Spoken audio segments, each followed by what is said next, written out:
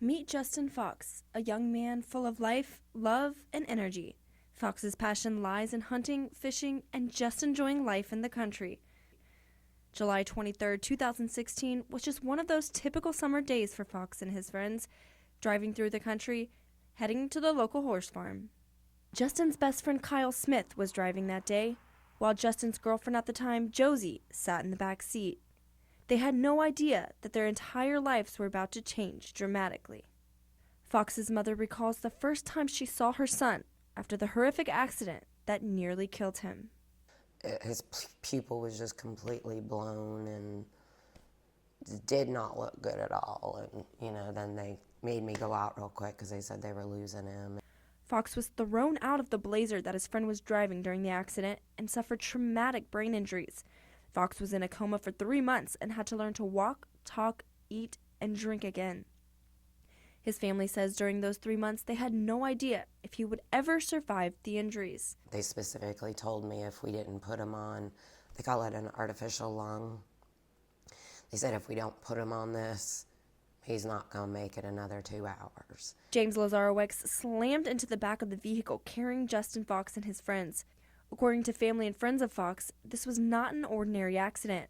Fox's mother believes that Lazarowicz was drunk when he struck the Chevrolet Blazer carrying Fox and his friends. A lot of witnesses said he was drinking, and he had his shoes on the wrong feet, and you could see right outside of his vehicle where if you would have just thrown something, there was an empty bottle of vodka. Fox's mother still has questions about the way troopers handled the crash that day and why everyone involved in the accident was breathalyzed, except for Lazarowicz. Many people, witnesses, they're like, you guys need to, breathalyze him, and the state trooper would get out of my way, we're dealing with this. Although Lazarowicz has prior DUIs and traffic infractions, including a hit and run exactly 1 year prior to the date of the accident, the trooper investigating the scene did not feel the need to give any field sobriety tests to Lazarowicz. However, he did receive a ticket for failure to provide proof of insurance and passing with a double line.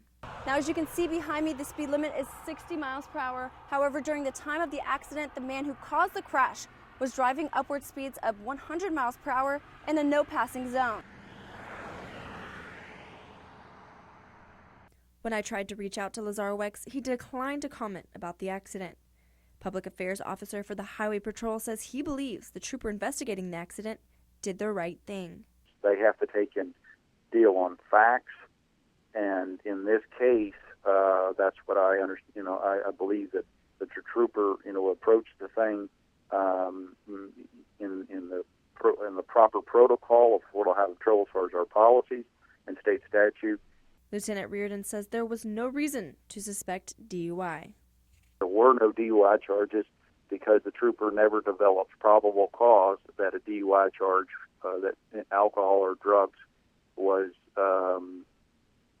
a contributing cause to this crash. Although Fox and his family have been through some major changes since the accident, his mom says one of the hardest things to grasp is the debt her son is in from all of the hospital bills. Most infuriating is that, he now has a lien of $1.3 million in his name at age 20. He'll never be able to own anything, and it just doesn't seem very fair. After about 4 months in the hospital, Fox was sent home, and since then has shown tremendous improvement. Fox says he's just thankful for the people who've been there. I wanted to thank my whole family, whole entire family. My mom died and dad died. While Lazarowicz likely won't receive any punishment for this accident, Justin says he is just focused on getting better. One day you'll walk without that. Fox's mother says she was advised not to speak to Lazarowicz and says she will never know the truth about the day that nearly took her son's life. She says her hope is that one day he'll be taken off the roadways so he cannot hurt anyone else. Brittany Smith, WUFT News.